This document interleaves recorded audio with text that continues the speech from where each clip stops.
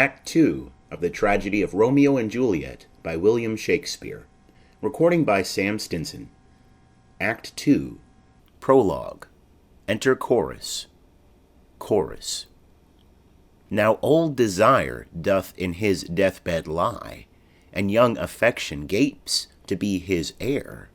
That fair for which love groaned for and would die, with tender Juliet matched, is now not fair.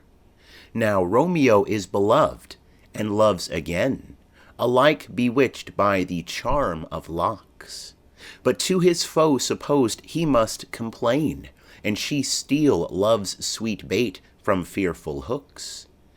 Being held a foe, he may not have access to breathe such vows as lovers used to swear, and she as much in love, her means much less to meet her new beloved anywhere. But passion lends them power, time means to meet, tempering extremities with extreme sweet. Exit. Scene 1. A lane by the wall of Capulet's orchard. Enter Romeo alone. Romeo. Can I go forward when my heart is here? Turn back, dull earth, and find thy centre out. Climbs the wall and leaps down within it. Enter Benvolio with Mercutio. Benvolio. Romeo, my cousin Romeo! Romeo! Mercutio. He is wise, and on my life hath stolen him home to bed. Benvolio. He ran this way, and leapt this orchard wall. Call, good Mercutio. Mercutio. Nay, I'll conjure too. Romeo, humours, madman, passion, lover, appear thou in the likeness of a sigh. Speak what one rhyme, and I am satisfied. Cry but I me, pronounce but love and dove. Speak to my gossip Venus one fair word, one nickname for her purblind son and heir. Young Adam Cupid, he that shot so trim, when King Cophetua loved the beggar maid. He heareth not, he stirreth not, bee moveth not. The ape is dead, and I must conjure him. I conjure thee by Rosaline's bright eyes, by her high forehead and her scarlet lip, by her fine foot, straight leg, and quivering thigh, and the demesnes that there adjacent lie, that in thy likeness thou appear to us. Benvolio. And if he hear thee, thou wilt anger him. Mercutio. This cannot anger him. 'Twould anger him to raise a spirit in his mistress' circle of some strange nature, letting it there stand till she had laid it and conjured it down. That were some spite. My invocation is fair and honest in his mistress' name. I conjure only but to raise up him. Benvolio. Come, he hath hid himself among these trees, to be consorted with the humorous night. Blind is his love, and best befits the dark. Mercutio. If love be blind, love cannot hit the mark. Now will he sit under a medlar tree, and wish his mistress were that kind of fruit, as maids call medlars when they laugh alone. O Romeo, that she were, O that she were an open, etc., thou a poprin pear. Romeo, good night. I'll to my truckle bed. This field bed is too cold for me to sleep. Come, shall we go? Benvolio. Go then, for 'tis in vain to seek him here that means not to be found. Exeunt. Scene 2. Capulet's orchard. Enter Romeo. Romeo. He jests at scars that never felt a wound. Enter Juliet, above at a window. But soft, what light through yonder window breaks? It is the east, and Juliet is the sun. Arise, fair sun, and kill the envious moon, who is already sick and pale with grief that thou her maid art far more fair than she. Be not her maid, since she is envious. Her vestal livery is but sick and green, and none but fools do wear it. Cast it off. It is my lady. Oh, it is my love. Oh, that she knew she were. She speaks, yet she says nothing. What of that? Her eye discourses, I'll answer it. I am too bold, 'tis not to me she speaks. Two of the fairest stars in all the heaven, having some business, do entreat her eyes to twinkle in their spheres till they return. What if her eyes were there, they in her head? The brightness of her cheek would shame those stars as daylight doth a lamp. Her eyes in heaven would through the airy region stream so bright that birds would sing and think it were not night. See how she leans her cheek upon her hand. Oh, that I were a glove upon that hand, that I might touch that cheek.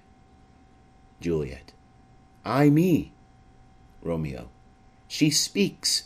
Oh, speak again, bright angel, for thou art as glorious to this night, being o'er my head, as is a winged messenger of heaven unto the white upturned wondering eyes of mortals that fall back to gaze on him when he bestrides the lazy pacing clouds and sails upon the bosom of the air. Juliet. O Romeo, Romeo, wherefore art thou, Romeo? Deny thy father, and refuse thy name. Or, if thou wilt not, be but sworn my love, and I'll no longer be a Capulet. Romeo, aside. Shall I hear more, or shall I speak at this? Juliet. 'Tis but thy name that is my enemy. Thou art thyself, though not a Montague. What's Montague? It is nor hand, nor foot, nor arm, nor face, nor any other part belonging to a man. Oh, be some other name. What's in a name? That which we call a rose by any other name would smell as sweet. So Romeo would, were he not Romeo called. Retain that dear perfection which he owes without that title. Romeo, doff thy name, and for that name, which is no part of thee, take all myself. Romeo. I take thee at thy word. Call me but love, and I'll be new baptized. Henceforth I never will be Romeo. Juliet. What man art thou that, thus bescreened in night, so stumblest on my counsel? Romeo. By a name I know not how to tell thee who I am. My name, dear saint, is hateful to myself, because it is an enemy to thee. Had I it written, I would tear the word. Juliet. My ears have yet not drunk 100 words of that tongue's utterance, yet I know the sound. Art thou not Romeo, and a Montague? Romeo. Neither, fair saint, if either thee dislike. Juliet. How camest thou hither? Tell me, and wherefore? The orchard walls are high and hard to climb, and the place death, considering who thou art, if any of my kinsmen find thee here. Romeo. With love's light wings did I o'erperch these walls, for stony limits cannot hold love out. And what love can do that dares love attempt? Therefore thy kinsmen are no let to me. Juliet. If they do see thee, they will murder thee. Romeo. Alack, there lies more peril in thine eye than 20 of their swords. Look thou but sweet, and I am proof against their enmity. Juliet. I would not for the world they saw thee here. Romeo. I have night's cloak to hide me from their sight, and but thou love me, let them find me here. My life were better ended by their hate than death prorogued, wanting of thy love. Juliet. By whose direction foundest thou out this place? Romeo. By love, that first did prompt me to inquire. He lent me counsel, and I lent him eyes. I am no pilot, yet wert thou as far as that vast shore washed with the farthest sea, I would adventure for such merchandise. Juliet. Thou knowest the mask of night is on my face, else would a maiden blush bepaint my cheek for that which thou hast heard me speak tonight. Fain would I dwell on form, fain deny what I have spoke, but farewell compliment. Dost thou love me? I know thou wilt say ay, and I will take thy word. Yet if thou swearest, thou mayst prove false. At lovers' perjuries they say Jove laughs. O gentle Romeo, if thou dost love, pronounce it faithfully. Or if thou thinkest I am too quickly won, I'll frown and be perverse, and say thee nay. So thou wilt woo, but else not for the world. In truth, fair Montague, I am too fond, and therefore thou mayst think my haviour light. But trust me, gentlemen, I'll prove more true than those that have more cunning to be strange. I should have been more strange, I must confess, but that thou overheardst ere I was ware my true love passion. Therefore pardon me, and not impute this yielding to light love, which the dark night hath so discovered. Romeo. Lady, by yonder blessed moon I swear, that tips with silver all these fruit tree tops. Juliet. Oh, swear not by the moon, the inconstant moon that monthly changes in her circled orb, lest that thy love prove likewise variable. Romeo. What shall I swear by? Juliet. Do not swear at all, or if thou wilt, swear by thy gracious self, which is the god of my idolatry, and I'll believe thee. Romeo. If my heart's dear love. Juliet. Well, do not swear. Although I joy in thee, I have no joy of this contract to-night.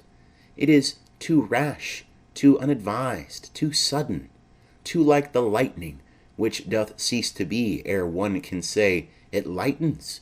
Sweet, good night. This bud of love by summer's ripening breath may prove a beauteous flower when next we meet. Good night, as sweet repose and rest come to thy heart as that within my breast. Romeo. Oh, wilt thou leave me so unsatisfied? Juliet. What satisfaction canst thou have to-night? Romeo. The exchange of thy love's faithful vow for mine. Juliet. I gave thee mine before thou didst request it, and yet I would it were to give again. Romeo. Wilt thou withdraw it? For what purpose, love? Juliet. But to be frank, and give it thee again, and yet I wish but for the thing I have. My bounty is as boundless as the sea. My love is deep. The more I give to thee, the more I have, for both are infinite. I hear some noise within. Dear love, adieu. Nurse calls within. Anon, good nurse. Sweet Montague, be true. Stay but a little, I will come again. Exit. Romeo. O blessed, blessed night! I am afeard, being in night, all this is but a dream, too flattering sweet to be substantial.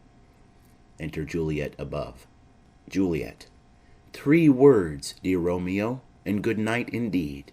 If that thy bent of love be honourable, thy purpose marriage, send me word to-morrow, by one that I'll procure to come to thee, where and what time thou wilt perform the rite, and all my fortunes at thy foot I'll lay, and follow thee, my lord, throughout the world.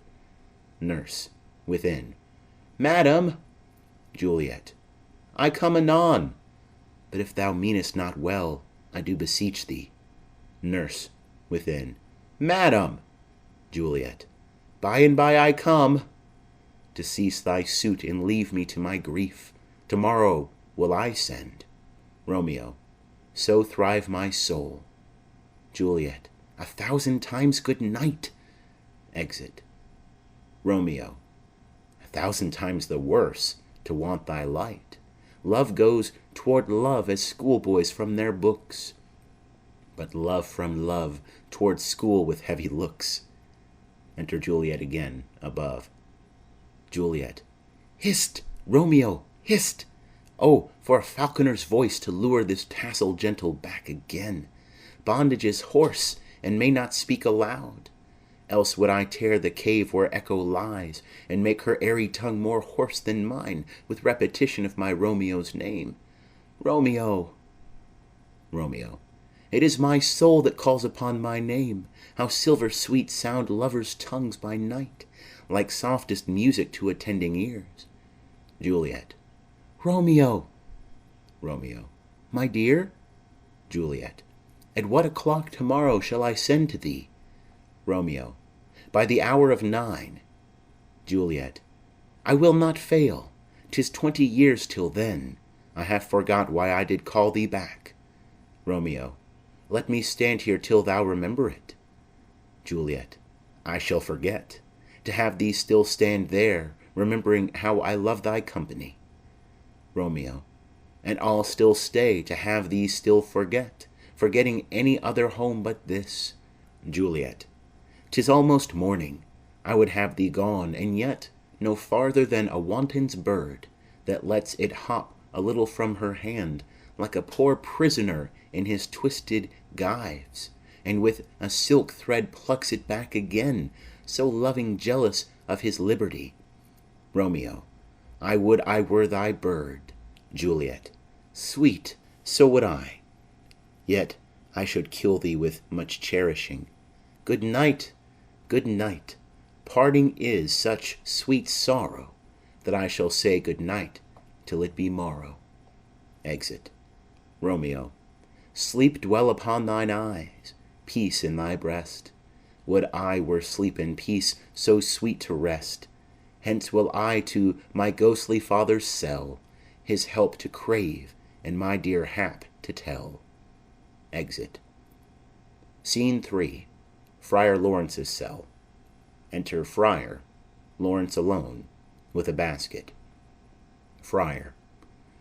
The grey-eyed morn smiles on the frowning night, checkering the eastern clouds with streaks of light, and flecked darkness like a drunkard reels from forth day's path in Titan's fiery wheels.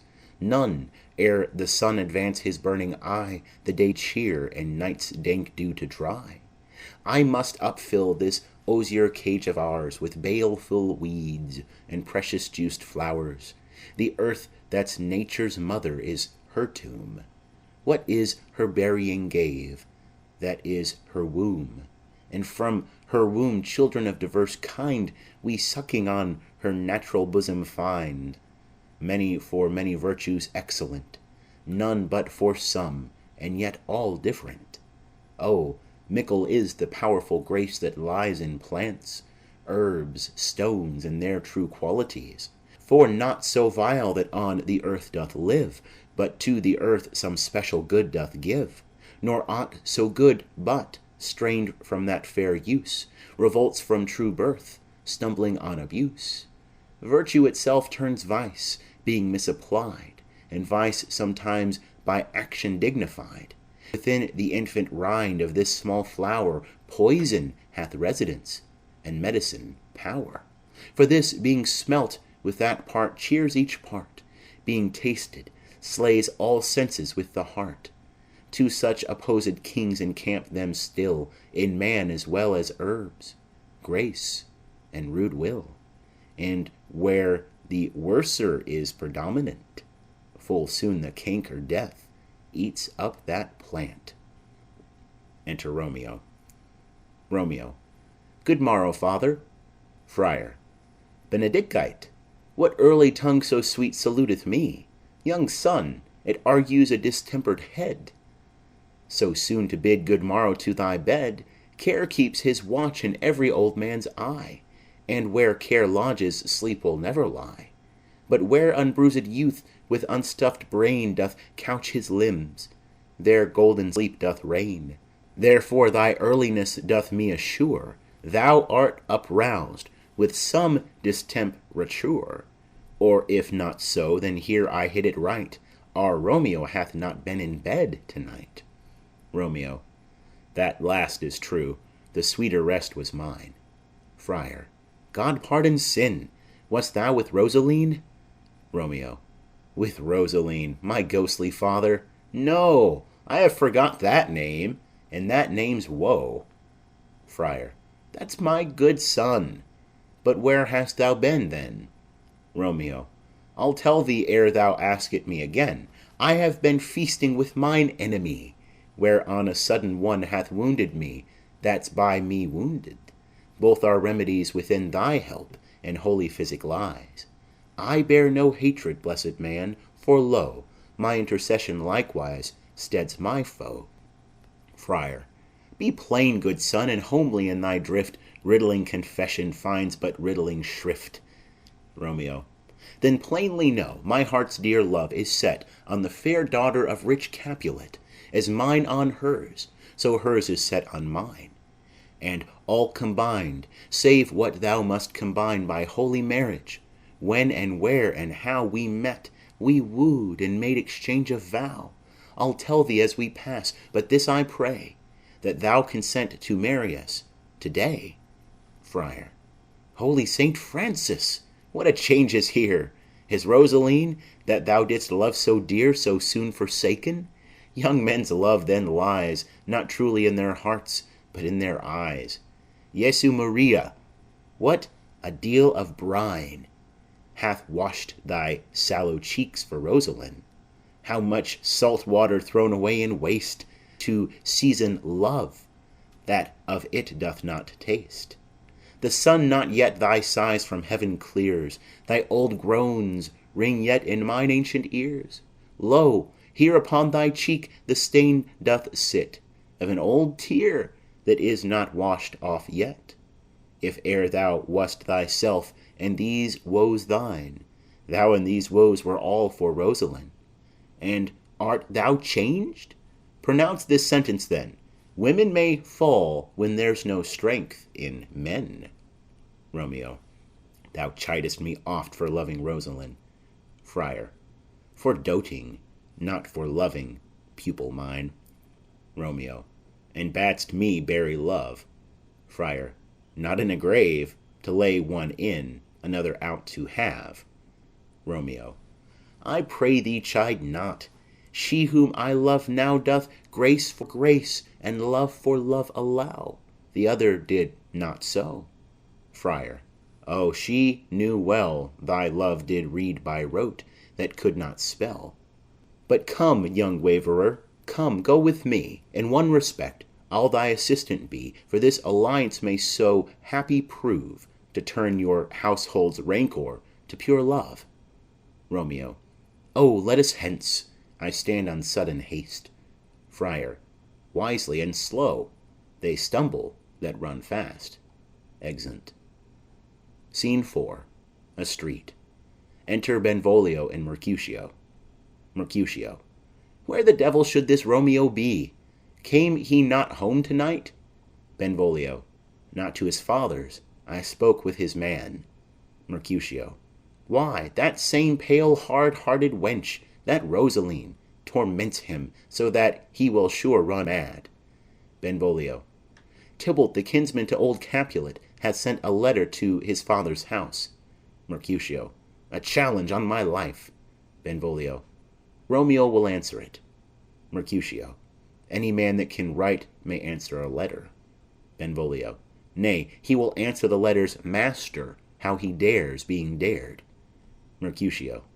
Alas, poor Romeo, he is already dead, stabbed with a white wench's black eye, shot through the ear with a love-song, the very pin of his heart, cleft with the blind bow-boy's butt-shaft. And is he a man to encounter Tybalt? Benvolio. Why, what is Tybalt? Mercutio. More than Prince of Cats, I can tell you. Oh, he's the courageous captain of compliments. He fights as you sing prick-song, keeps time, distance, and proportion, rests me his minim rest, 1, 2, and the third in your bosom, the very butcher of a silk button, a duellist, a gentleman of the very first house, of the first and second cause. Ah, the immortal passado, the punto reverse, the hay. Benvolio. The what? Mercutio. The pox of such antic, lisping, affecting fantasticos, these new tuners of accent. By Jesu, a very good blade, a very tall man, a very good whore. Why is not this a lamentable thing, grand sir, that we should be thus afflicted with these strange flies, these fashion-mongers, these pardon-amies, who stand so much on the new form that they cannot sit at ease on the old bench. Oh, their bones, their bones. Enter Romeo. Benvolio. Here comes Romeo, here comes Romeo. Mercutio. Without his roe, like a dried herring. O flesh, flesh, how art thou fishified! Now is he for the numbers that Petrarch flowed in. Laura to his lady was but a kitchen wench. Mary, she had a better love to berhyme her. Dido a dowdy, Cleopatra a gypsy, Helen and Hero hildings and harlots. This be a grey eye or so, but not to the purpose. Signor Romeo, bonjour. There's a French salutation to your French slop. You gave us the counterfeit fairly last night. Romeo. Good morrow to you both. What counterfeit did I give you? Mercutio. The slip, sir, the slip. Can you not conceive? Romeo. Pardon, good Mercutio. My business was great, and in such a case as mine a man may strain courtesy. Mercutio. That's as much as to say such a case as yours constrains a man to bow in the hams. Romeo. Meaning to Cursey. Mercutio. Thou hast most kindly hit it. Romeo. A most curious exposition. Mercutio. Nay, I am the very pink of courtesy. Romeo. Pink for flower. Mercutio. Right. Romeo. Why, then is my pump well flowered? Mercutio. Well said.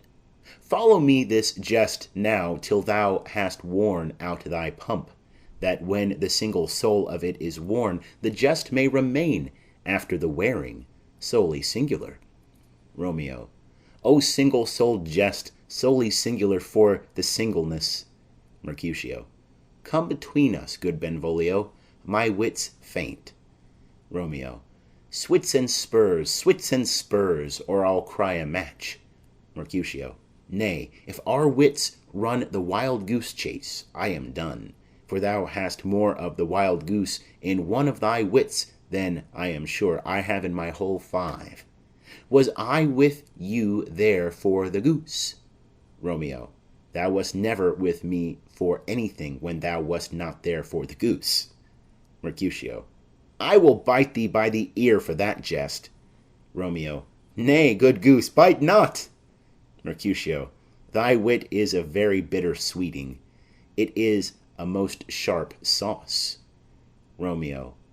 And is it not then well served into a sweet goose? Mercutio. Oh, here's a wit of cheveril that stretches from an inch narrow to an ell broad. Romeo. I stretch it out for that word broad, which added to the goose, proves thee far and wide a broad goose. Mercutio. Why is not this better now than groaning for love?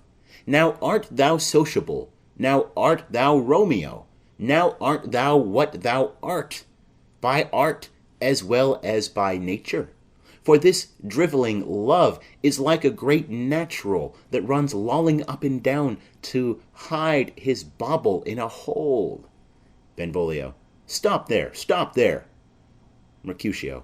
Thou desirest me to stop in my tale against the hair? Benvolio.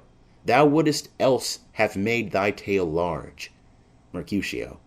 O, thou art deceived. I would have made it short, for I was come to the whole depth of my tale, and meant indeed to occupy the argument no longer.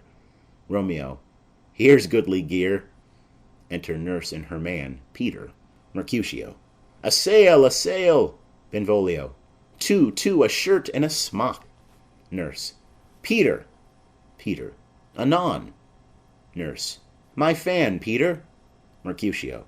Good Peter, to hide her face, for her fan's the fairer face of the two. Nurse. God ye good morrow, gentlemen. Mercutio. God ye gooden, fair gentlewoman. Nurse. Is it gooden? Mercutio. 'Tis no less, I tell ye, for the bawdy hand of the dial is now upon the prick of noon. Nurse. Out upon you! What a man are you? Romeo. One gentlewoman that God hath made for himself to mar. Nurse. By my troth, it is well said, for himself to mar. Quoth a gentleman, Can any of you tell me where I may find the young Romeo? Romeo. I can tell you. But young Romeo will be older when you have found him than he was when you sought him. I am the youngest of that name, for fault of a worse. Nurse. You say well. Mercutio. Yea, is the worst well? Very well took, in faith, wisely, wisely. Nurse. If you be he, sir, I desire some confidence with you. Benvolio. She will indite him to some supper. Mercutio. Abawd, abawd, abawd. So, ho. Romeo. What hast thou found? Mercutio. No hare, sir, unless a hare, sir, in a Lenten pie. That is something stale and hoar ere it be spent. He walks by them and sings. An old hare whore, and an old hare whore, is very good meat in Lent. But a hare that is whore is too much for a score, when it whores ere it be spent. Romeo. Will you come to your father's? We'll to dinner thither. Romeo. I will follow you. Mercutio. Farewell, ancient lady, farewell. Sings. Lady, lady, lady. Exeunt Mercutio. Benvolio. Nurse. Marry, farewell. I pray you, sir, what saucy merchant was this that was so full of his ropery? Romeo. A gentleman, nurse, that loves to hear himself talk, and will speak more in a minute than he will stand to in a month. Nurse. And a speak anything against me, I'll take him down and a word lustier than he is, and 20 such jacks, and if I cannot, I'll find those that shall. Scurvy knave. I am none of his flirt gills, I am none of his skeins mates, and thou must stand by too, and suffer every knave to use me at his pleasure. Peter. I saw no man use you at his pleasure. If I had, my weapon should quickly have been out, I warrant you. I dare draw as soon as another man, if I see occasion in a good quarrel, and the law on my side. Nurse. Now, afore God, I am so vexed that every part about me quivers. Scurvy knave. Pray you, sir, a word. And, as I told you, my young lady bid me enquire you out.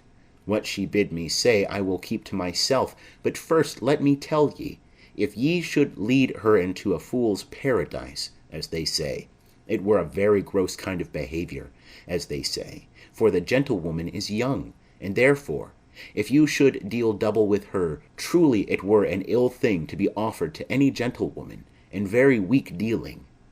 Romeo.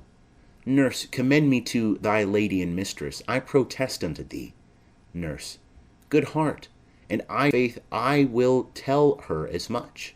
Lord, Lord, she will be a joyful woman. Romeo. What wilt thou tell her, nurse? Thou dost not mark me. Nurse. I will tell her, sir, that you do protest, which, as I take it, is a gentleman-like offer. Romeo. Bid her devise some means to come to Shrift this afternoon, and there she shall at Friar Lawrence's cell be shrived and married. Here is for thy pains. Nurse. No, truly, sir, not a penny. Romeo. Go to, I say you shall. Nurse. This afternoon, sir. Well, she shall be there. Romeo. And stay, good nurse, behind the abbey wall. Within this hour my man shall be with thee, and bring thee cords made like a tackled stair, which to the high top-gallant of my joy must be my convoy in the secret night.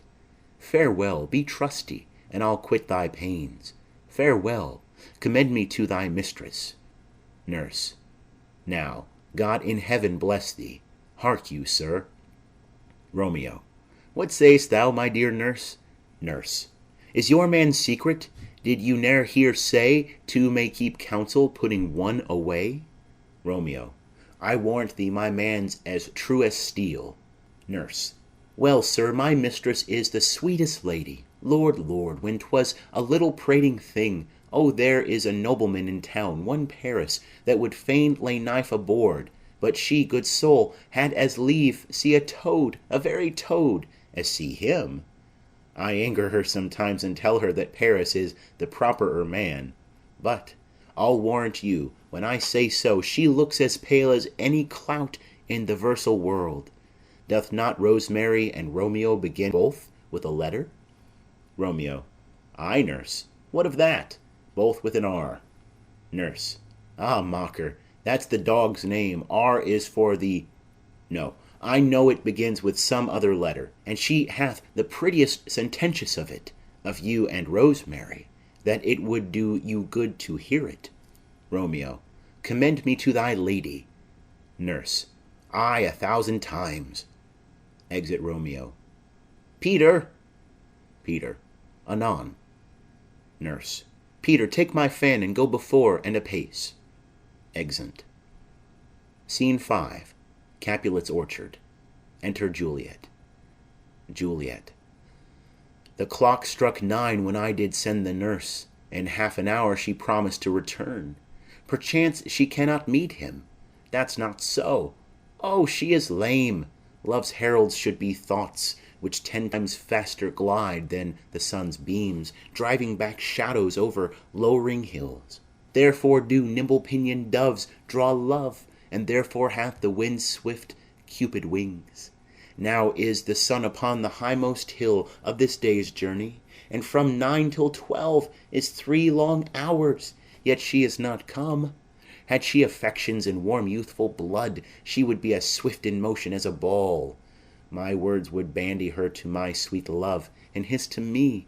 But old folks, many fain as they were dead, unwieldy, slow, heavy, and pale as lead.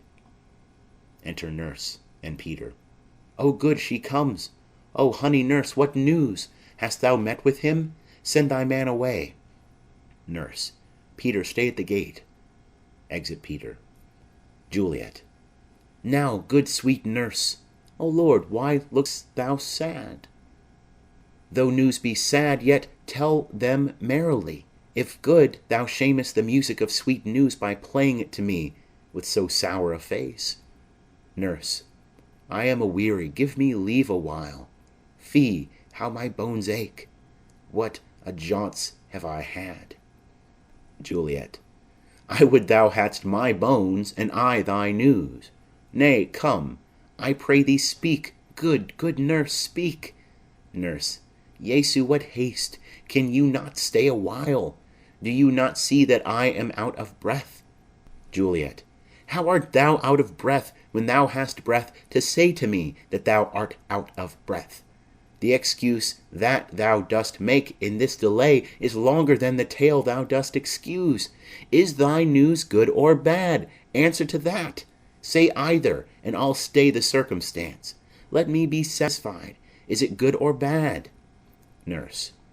Well, you have made a simple choice. You know not how to choose a man.